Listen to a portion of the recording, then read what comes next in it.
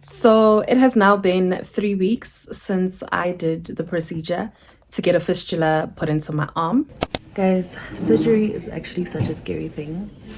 Like the nerves are real. The nerves are kicking in. It actually blows my mind that the people who would just choose to do like a voluntary surgery. On the bright side though, I'm going to have my chest back very, very soon because let me tell you, I've had it up to here. I have had it up to here with having to wear clothes that are up to here.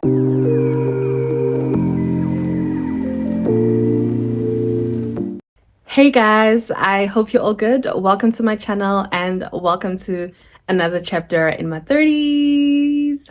In this episode, I just wanted to give you guys a quick update about something significant that's happened in my life. As far as my journey with this chronic kidney disease life, I did the procedure to get a fistula put into my arm. So for those who don't know what a fistula is, you're not alone. I don't really know what it is either, but I understand what its purpose is. And basically it's they insert something in your arm and join it with your vein. It creates almost like a permanent line for dialysis. So currently I have on a perm cath, which if you go through my previous videos, I've shown you guys what that looks like. It's called a perm cath, but it's not really permanent. It's a temporary thing whilst you let your fistula mature. So the perm cath, it can't be here forever because it's prone to infections and, things like that. And it's also very restricting in terms of what I can wear and even just like swimming and certain other activities. So it's not a permanent solution, but it creates an access point for dialysis. So essentially what we're doing now is we are moving away from using this as an access point to using my arm as an access point. And for me, honestly, I thought I would be at the stage where I'm just like, the final surgery I did is a kidney transplant and I'm done. I'm done with this life. That is really what I was praying for. I was just praying for to be done and not even need to do a fistula surgery, but we take what we can. On the bright side though, I'm going to have my chest back very, very soon because let me tell you, I've had it up to here. I have had it up to here with having to wear clothes that are up to here. I am sick and tired. I need my cleavage back. I need my chest back. I need my freedom back. It's not going to be 100% freedom in terms of my lifestyle, but I want to be able to just wear whatever the hell I want again without having to stress about, I have a bandage. I am sick and tired. So at least on the bright side, in a few months' time, the girls are going to be back outside. I can't wait. So that is essentially what the procedure for a fistula is going to help with. Once it's matured and all of these different things and it's ready for use, we're going to be, and the doctor is happy, we're going to be removing the perm cath. It is a little bit of a process. It does take a little bit of time. I would have wanted everything to be immediate, but I'm learning to be patient as well. So I've got another 3 weeks before we can start using my fistula, and then I'm going to use it for a few months. And then after that, if they're happy with how it's working, I'm going to go back into hospital for another procedure to remove the perm cath.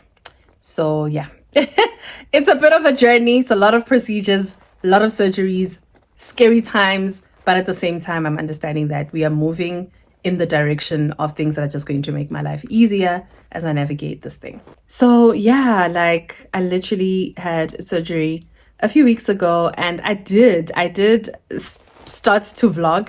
I did vlog it a little bit, but then I think after the surgery I completely forgot about vlogging. So I'll show you guys how things went down prior to my surgery, and then I'll come back and give you guys an update about how everything went.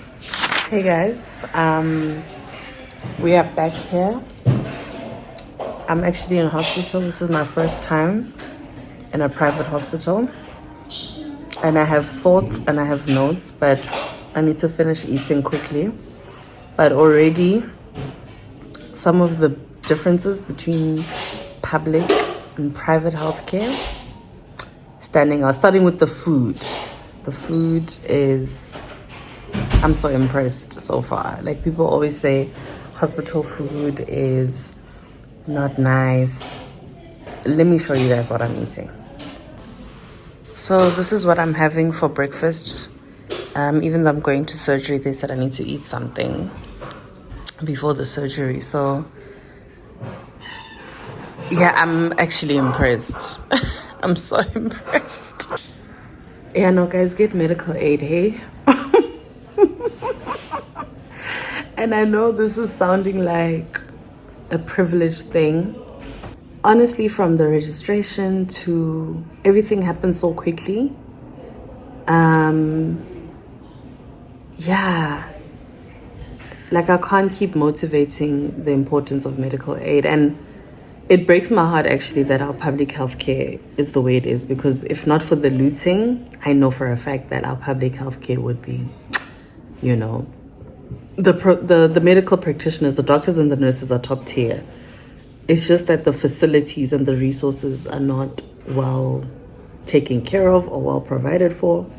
So yeah, it makes for a poor experience. But the VIP treatment I'm having right now it's shocking my system, because yeah, I was dreading coming to hospital because I just remembered the whole thing, and now I'm here like I'm in a hotel. Like I even have the whole ward to myself, and if that continues, this is basically like VIP stay.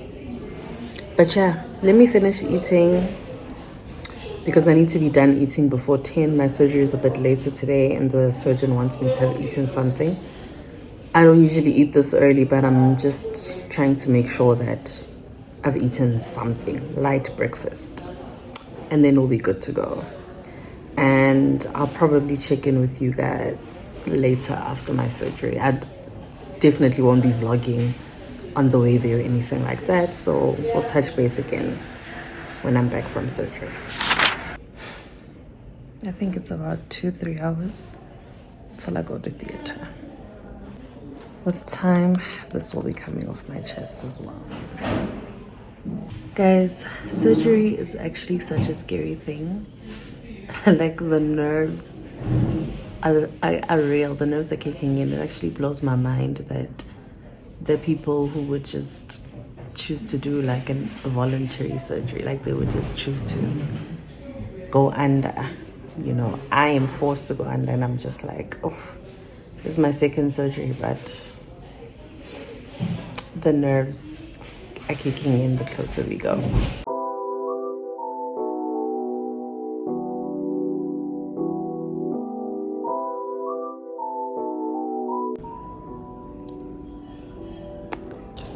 I'm back from theater. I'm back from theater. Surgery was a success. I just have some nausea. Apparently my oxygen is also low. And I'm so hungry.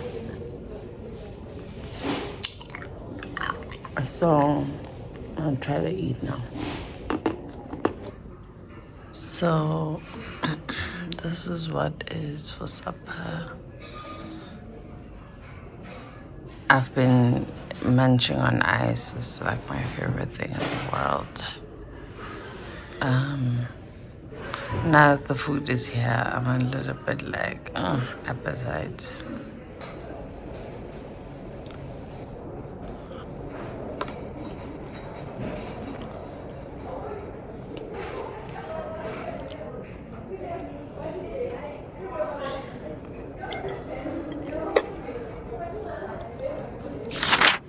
Morning, guys. We are up. This is the bathroom, toilet. This is the shower. This is the mirror, basin. I'm just gonna do my thing.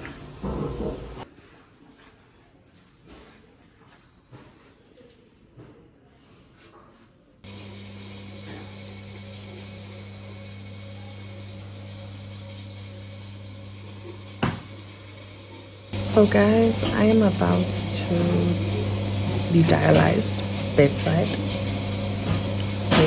They brought the machine to me, which I love. I love this. This would not be possible at a public hospital. I'd have to be wheeled to where they do dialysis. So I'm keen for this. I'm keen for this. My oxygen is low again. Girl, we gotta pray because I don't know what that's about, but well, And just like that, it's lunchtime again. This is chicken stir-fry rice. I have no doubts it's gonna be good. I'm excited to dig in.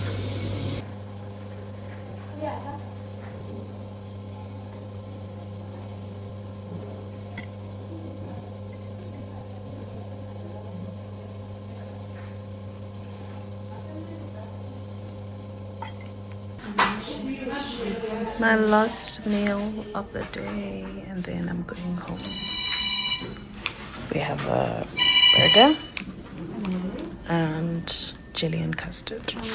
So yeah, guys, after surgery, I must say some things are still even a bit of a blur.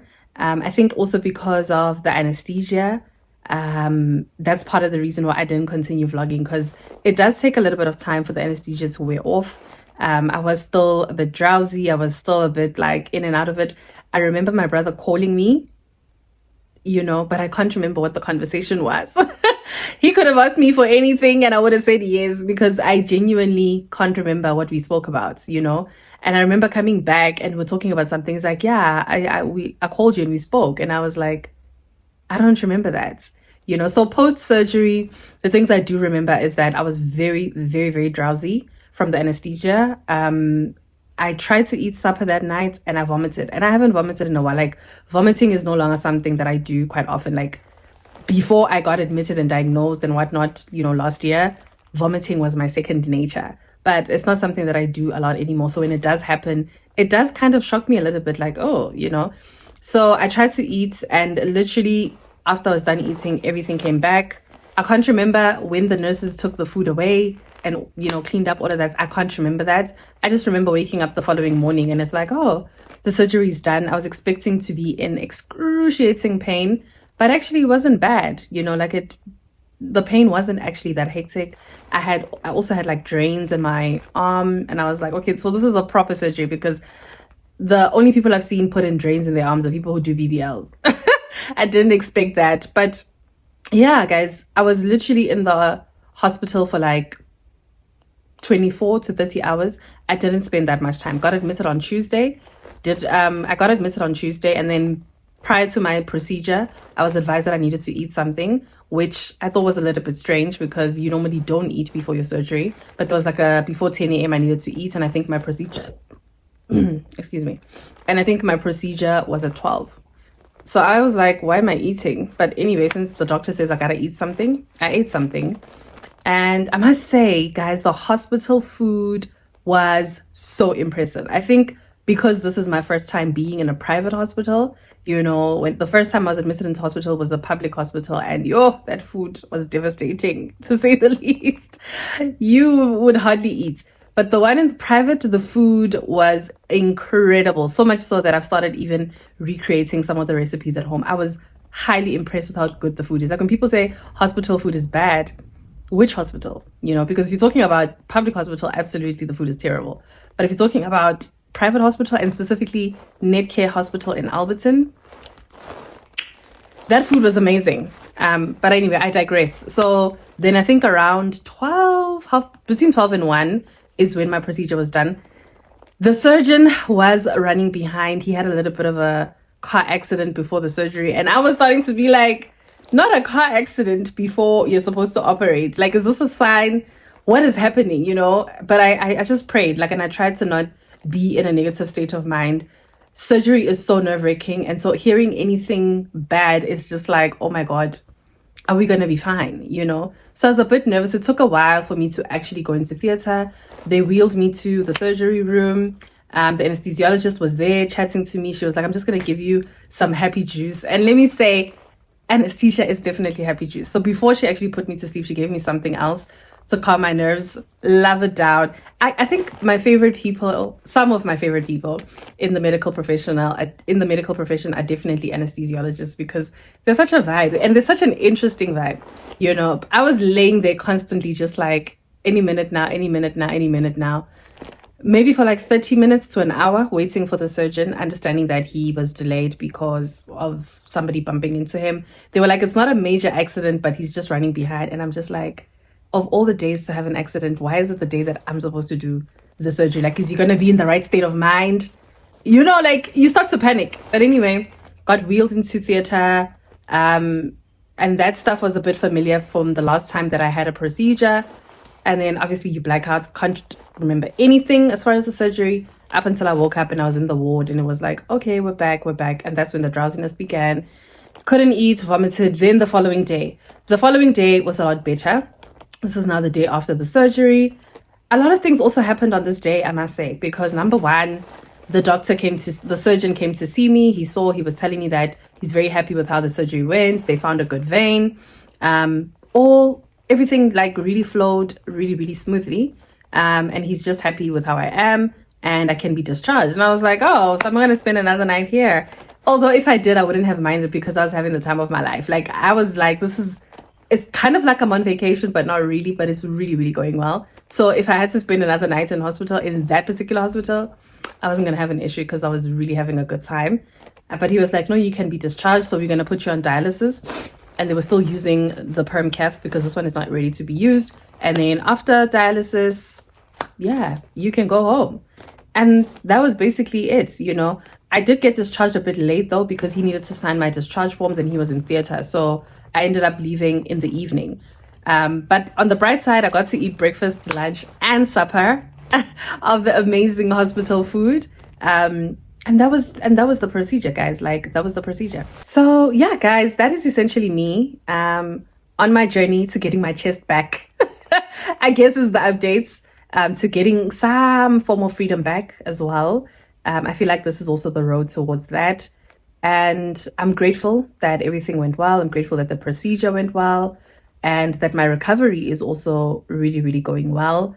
I got my bandages removed literally yesterday. Like I was wearing dressing for the past 2 weeks, got it removed yesterday. So that's like steps in the right direction in terms of we're getting there, you know, we're getting there. And I guess that's the update as far as my kidneys are concerned. I have a lot of thoughts. I have a lot of things about like the positive things I've seen since having medical aid cover, all of these things. But I think those are videos I'll reserve for my socials, which like I always say, please make sure you're following me on Instagram and TikTok just to get those real-time updates. But I just wanted to keep a record on here as well, just to say, this is where we're at. We're in a very different place, you know. Last year, this time, I was scrambling and struggling to put cents together just to go to dialysis. And now, a year later, it's so easy for me to say, okay, this needs to be done. Okay, let's go here. Okay, let's do this. And I've got the confidence of knowing that my medical bills are covered by medical aid and I can get comfortable, you know, and easier access to the treatments that I need. So, yeah. But anyway, guys, that's it for today. I'm going to leave it here. That's all for this video. Let me not labor because I can yap for days, but I don't want to do that. So let's leave it here for now. And I can't wait to see you guys in the next video.